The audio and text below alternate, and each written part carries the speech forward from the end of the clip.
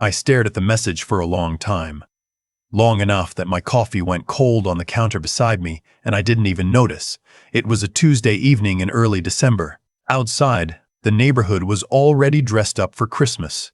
My neighbor across the street had put his lights up the weekend after Thanksgiving, same as every year. I could see them blinking through the kitchen window.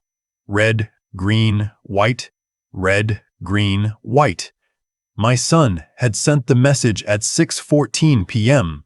Dad, we talked it over and we think it's better if this year you celebrate Christmas on your own. We need space as a family. Diane and I have decided we're doing the holidays just with our kids our way. We hope you understand. I read it 3 times. Then I set my phone face down on the counter, picked up my coffee mug, realized it was cold, and put it back down. 41 years I worked, 31 of those as a structural engineer, the last 10 as a senior consultant for a firm downtown that still used my name on client proposals, even after I passed most of the actual work to younger men. I had built things. Bridges. Parking structures. The kind of things that hold weight. My son's name is Nathan. He's 34 years old. His wife's name is Diane. They have 2 children, a boy named Elliot, who is 7, and a girl named Sophie, who just turned 5 in October. I know Sophie's birthday because I was the one who ordered her birthday cake. I know it because I paid for the party venue. I know these things because for the past 4 years, I have been paying for a significant portion of Nathan and Diane's life.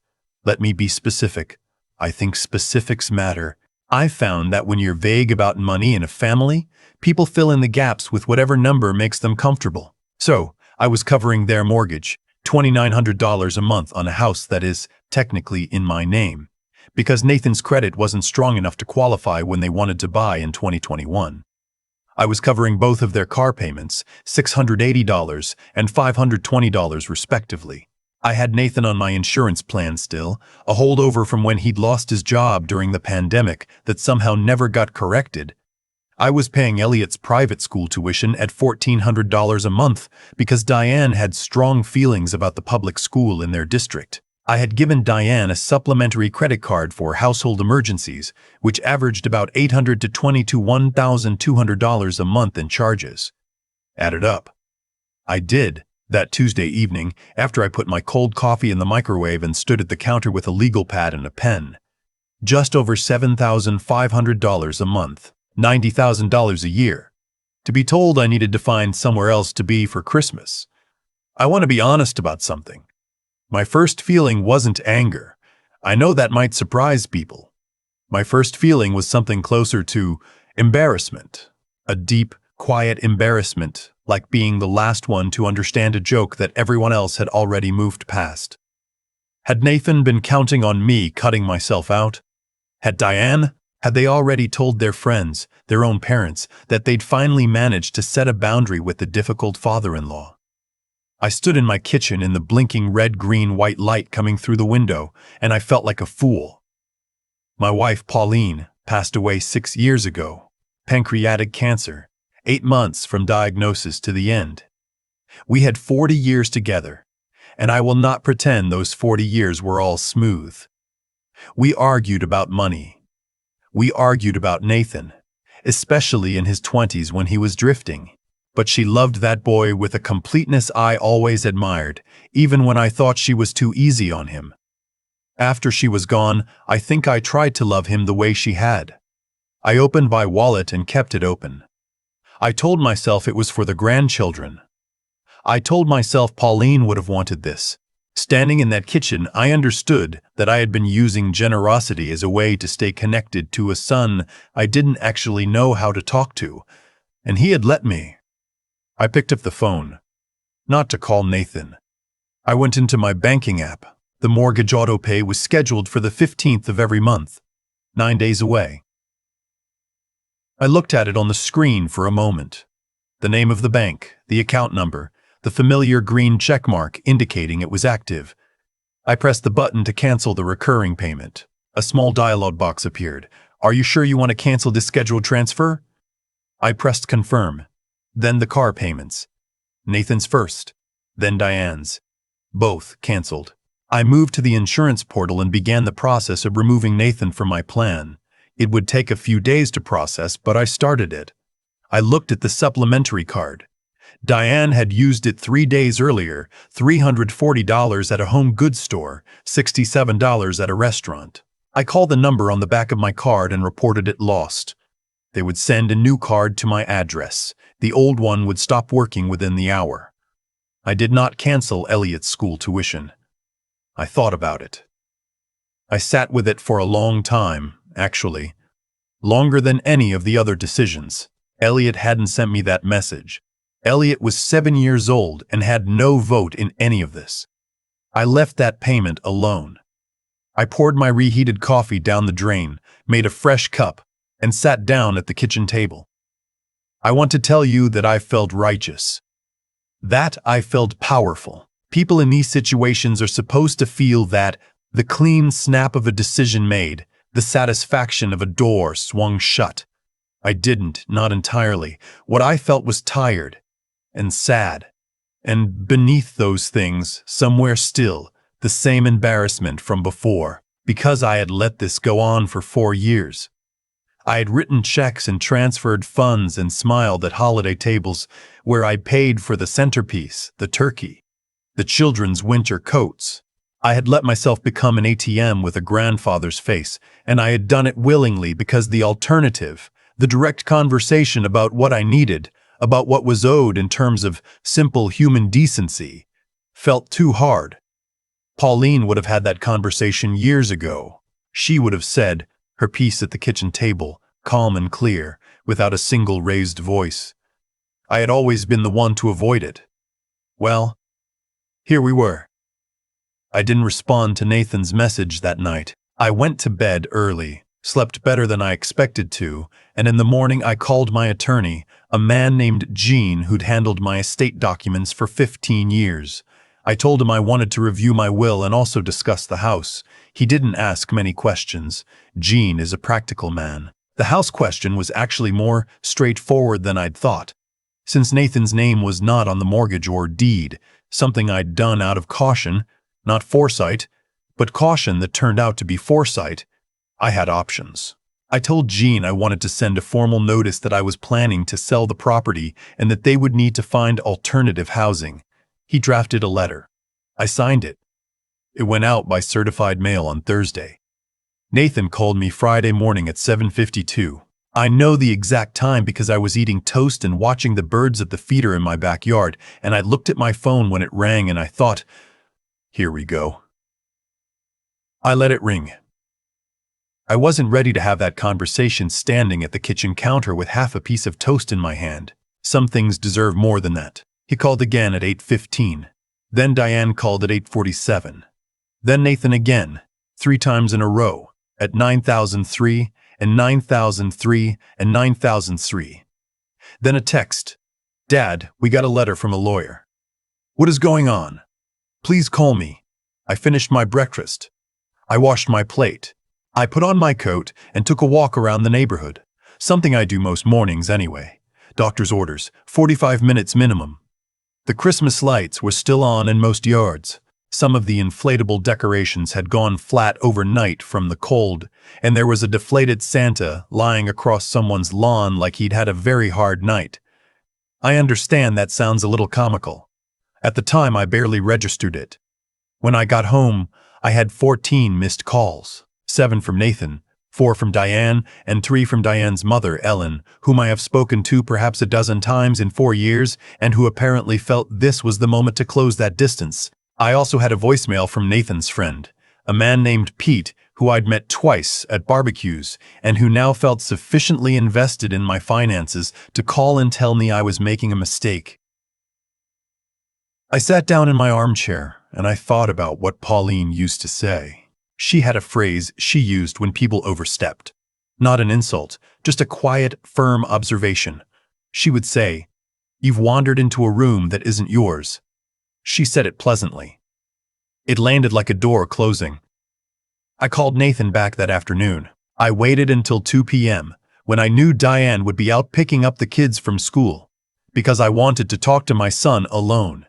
He answered before the second ring. Dad, what is happening?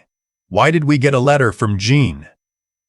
Because I asked him to send it, I said. Are you serious? You selling the house? Where are we supposed to go? I don't know, Nathan. Where were you planning for me to go for Christmas?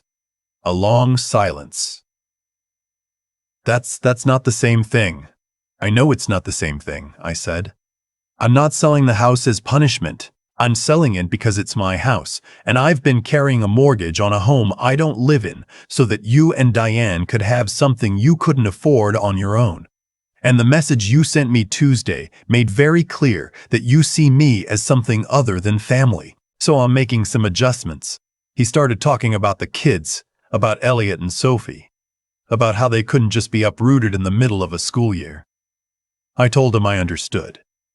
I told him I had not canceled Elliot's tuition, and I had no intention of doing so mid-year. I told him that when it came to the children, I would always try to do right by them, because they were children, and this was not their doing.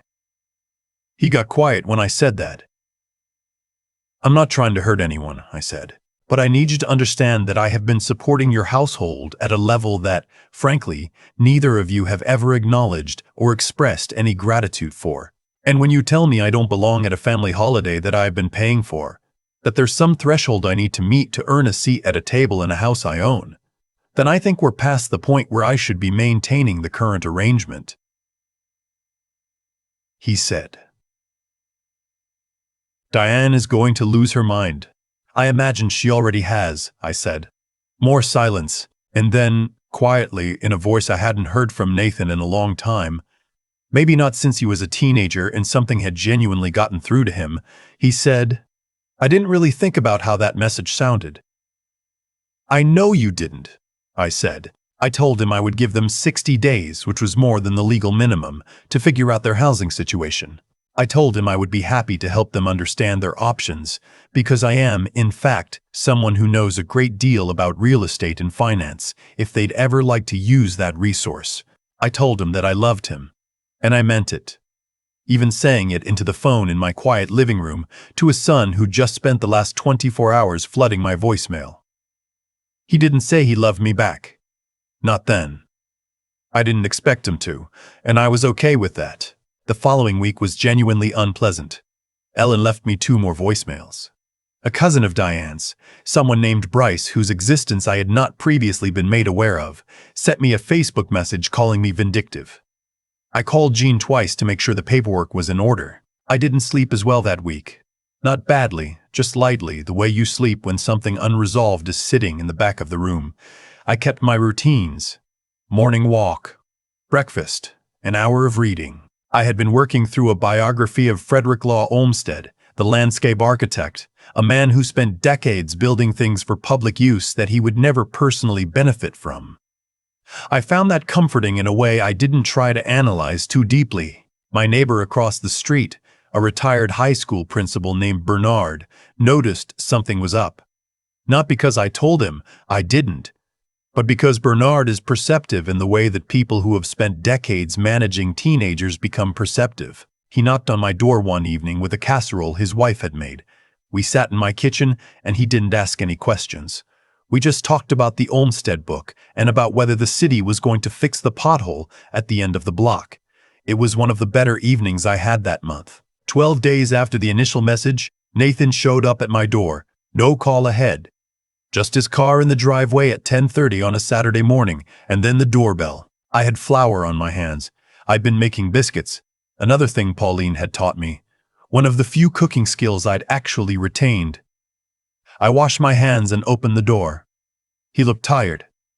He'd lost some weight in his face, or maybe I was imagining it. He was wearing the jacket I'd given him for his birthday 2 years ago.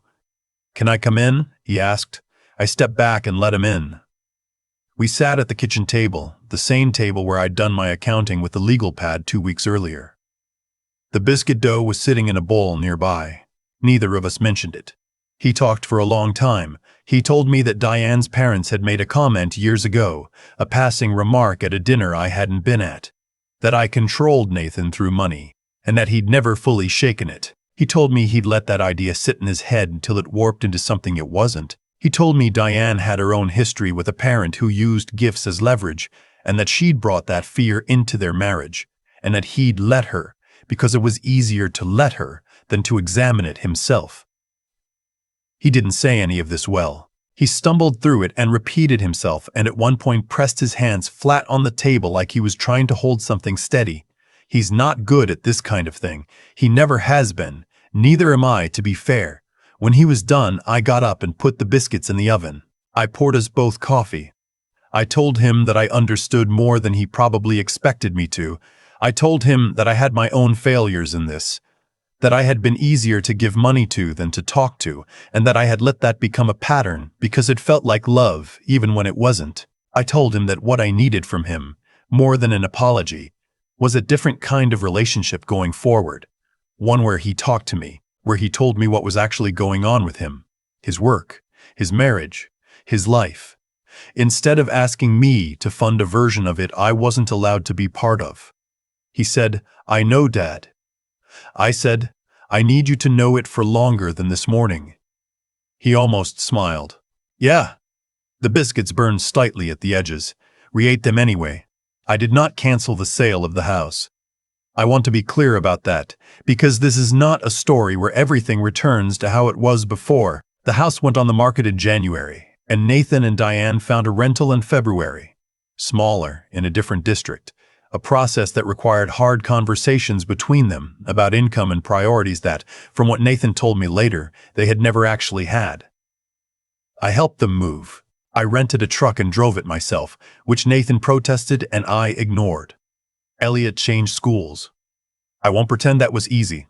He had a hard couple of months, but Elliot is a resilient kid, and by spring he had a best friend in the new place and had joined the soccer team. Sophie, being 5, mostly just wanted to know if the new house had a yard. It does. The supplementary card did not come back. That chapter is closed. Nathan and Diane are managing their finances independently now for the first time in their marriage. And while I know it's tighter than it was, I also think they're both slightly taller for it. That's the only way I know how to describe it. I spent Christmas this past year at Bernard's house, which I had not planned and which turned out to be unexpectedly fine. His wife made a standing rib roast. There were grandchildren running around who I did not know and who seemed to accept my presence with the easy grace that children have when they're somewhere warm and there's food involved. Nathan called me on Christmas morning. We talked for 40 minutes. He told me about Elliot's soccer and Sophie's new obsession with drawing horses, and at the end he said, a little awkwardly, that he hoped I had a good day. "I'm going to," I said. It is a strange thing to rebuild a relationship with your own child in your 60s. There is no manual for it. You cannot go back and have the conversations you didn't have. You can only start having them now, imperfectly, at a kitchen table with slightly burnt biscuits, and see what grows. I think about Pauline sometimes in those moments. What she would make of all this. I think she would give me a look. Not a disappointed look, but an amused one. The look she had when something took me longer to understand than it should have. "There you go," she'd say. "You finally figured it out." I hope she's right. I'm working on it. I've had a lot of time to sit with all of this. That's one of the things about getting older that nobody really prepares you for. You end up with a lot of quiet time. And in that quiet, you start to see things clearly that you spent decades looking at sideways. What I understand now, that I didn't fully understand when I was standing in that kitchen with my cold coffee, is that what happened with Nathan wasn't just about a text message or a holiday dinner. It was the result of years of choices. His, mine, both of ours. Cause and effect doesn't always move in a straight line. Sometimes it coils around slowly, and by the time you feel it, it's been tightening for years. I gave Nathan money because it was easier than giving him my full attention. I told myself it was love. And it was. Partly. But it was also avoidance. I wrote checks instead of having hard conversations, and in doing that, I taught him, without a single word, that my presence in his life was financial, that I could be managed, that I was, in some fundamental way, a resource to be used rather than a father to be respected. I didn't intend any of that. I doubt Nathan consciously understood any of it either. But intention doesn't change the outcome. That's the part nobody wants to sit with. The moment I canceled those payments, I wasn't punishing him. I was stopping a pattern that I had helped create.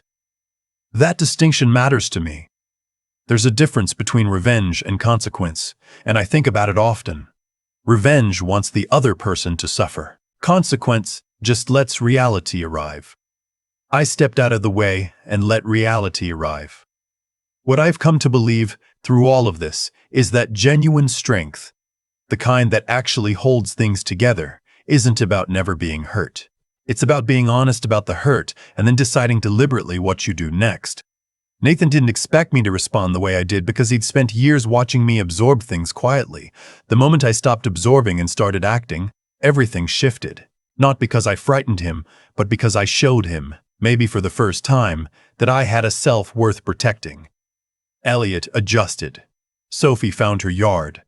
Nathan and Diane are figuring it out.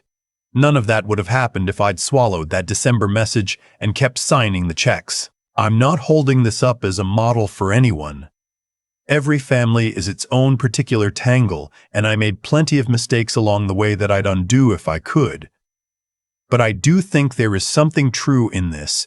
The people who love you, really love you, can handle your honesty. They might not like it at first. They might not call you back for a while. But the relationship that comes out the other side of that honesty is real, in a way that the previous one wasn't. Nathan and I talk now. Not every week, but regularly. We talk about things other than money, which is new for us. He told me last spring that he'd started keeping a budget for the first time in his adult life. He said it with a kind of quiet pride that I recognized. It was the same pride I felt the first time I signed a contract as a junior engineer 40 years ago. The pride of a man who has done something on his own. I thought about Pauline when he told me. I thought, there he is. That's the son she always believed was in there. I believe it too. I just needed to stop getting in his way.